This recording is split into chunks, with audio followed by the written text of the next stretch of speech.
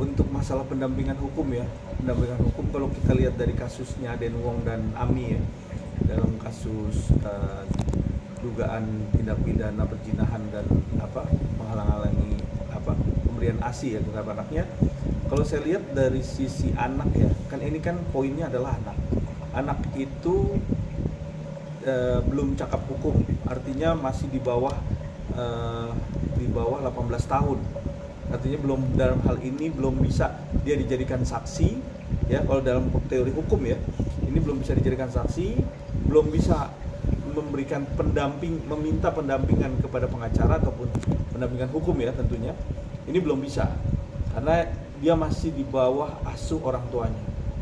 Nah, yang bisa adalah orang tuanya, Aden Wong itu memilih lawyer mana, siapa lawyernya untuk bisa mendampingi. Tapi dalam hal ini anak tidak bisa. Seperti itu yang disampaikan kemarin bahwa Bang Hotman mau menjadi pendamping tapi tidak secara hukum istilahnya. Tidak bisa secara hukum. Kalau saya melihat segala sesuatu yang dipandang ya menurut nurani ya, artinya kita udah melihat nih kasus ini begitu menjadi perhatian khusus semua orang, sehingga sebenarnya anak ini dieksploitasikah atau anak ini naturalkah ya kan? Tetapi kan di sini ada berbagai macam opini, sehingga ada beberapa orang yang ingin mendampingi anaknya, ada yang beberapa orang yang mendampingi Aden Wong atau ada yang mendampingi Emi. Yang bisa adalah ya dua belah pihak, tapi kalau anak nggak bisa. Kalau ini jelas-jelas menyalahgunakan suatu aturan hukum, kalau ini kasus ini menjadi suatu ranah hukum nantinya, menjadi perdebatan antara undang-undang terhadap bagaimana teori dan prakteknya terhadap pendampingan hukum. Pendampingan hukum nggak bisa, anak kecil tuh masih kecil, belum bisa didampingi secara hukum karena masih di bawah bapaknya, di bawah perlindungan dari ayah dan ibunya ya, seperti itu. Kalau kita lihat dari begitu podcast itu ada anak itu tampil di podcast sehingga memberikan suatu pendapat atau pernyataan yang sangat mengejutkan, artinya dia ada sisi yang menjelekkan ibunya. Tapi kan di sini kita melihat bukan dari satu sisi. Kalau kita melihat bahwa jangan menjelekan daripada bapaknya, belum tentu juga, karena posisi sekarang ini adalah sangat sulit.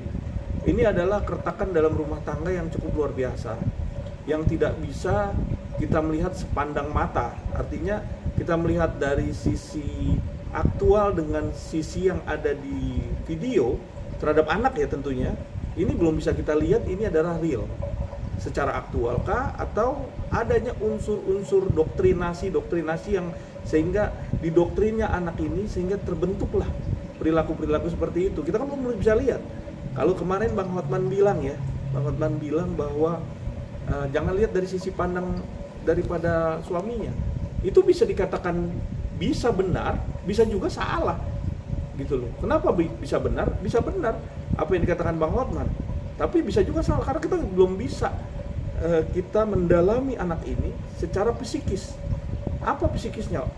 Menurut saya, jalan langkah yang paling baik adalah panggil dulu kedua belah pihak, antara Ami, Aden Wong, tentunya Tisha Erni ini harus dipanggil, dudukin, periksa, dalamin. Ada apa sebenarnya ini terjadi seperti ini, sehingga anaknya ini juga terjadi suatu gangguan psikis.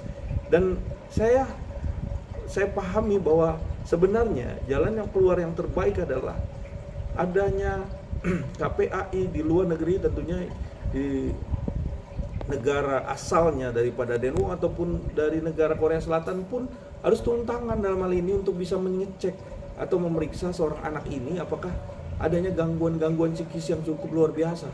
Karena ini menyangkut anak ya, ini masa depan, dan tentunya harus kita bisa menyikapi hal ini dengan baik.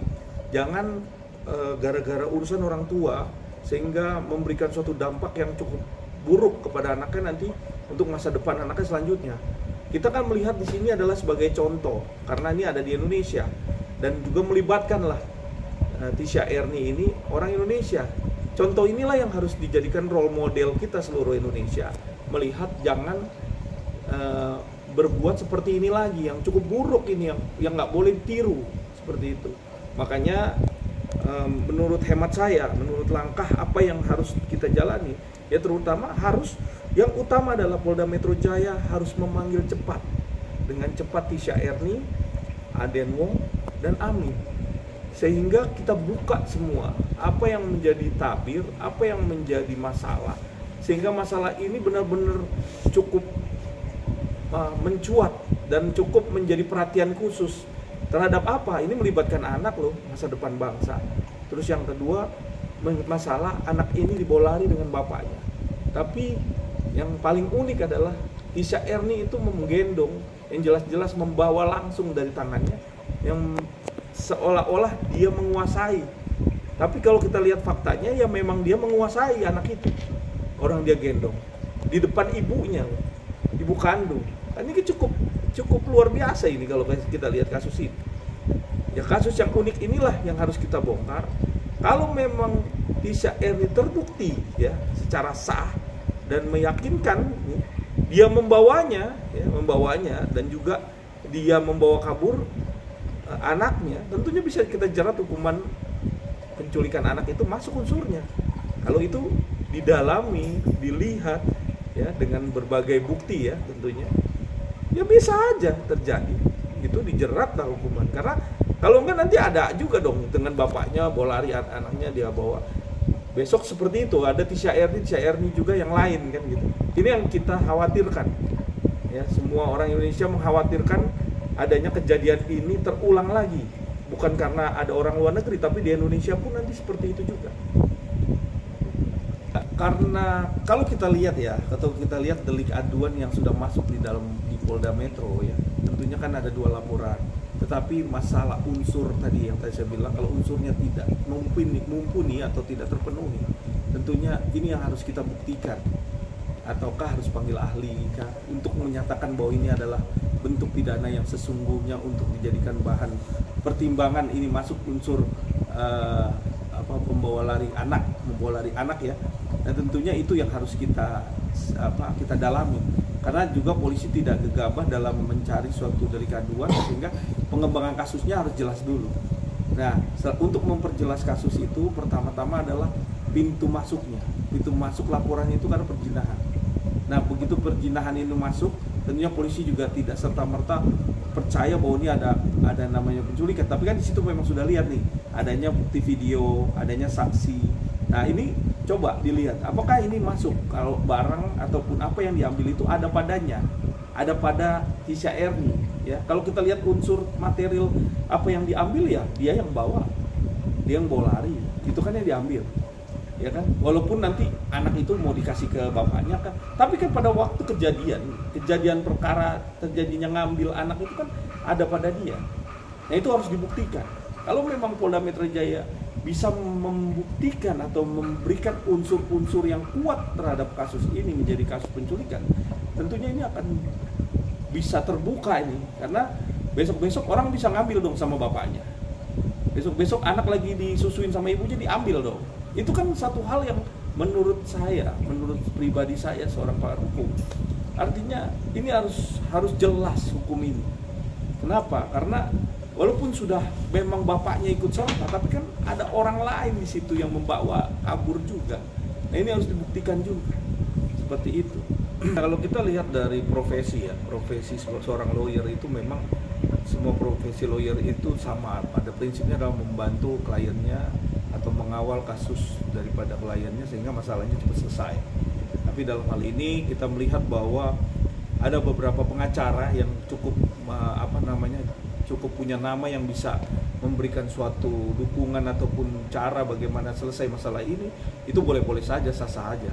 Nah, itu hak semua orang. Tapi dalam hal ini kita melihat bagaimana kasus yang dalam proses ini masih belum terlihat jelas ya. Tentunya kita juga harus berhati-hati dalam suatu melangkah ataupun berhati-hati dalam suatu mengambil sikap, seorang pengacara tuh semakin bisa memberikan suatu sikap atau menjadi contoh untuk semua orang, sehingga apa yang dia lakukan terhadap suatu kasus ini bisa selesai dengan baik. Itu seperti itu.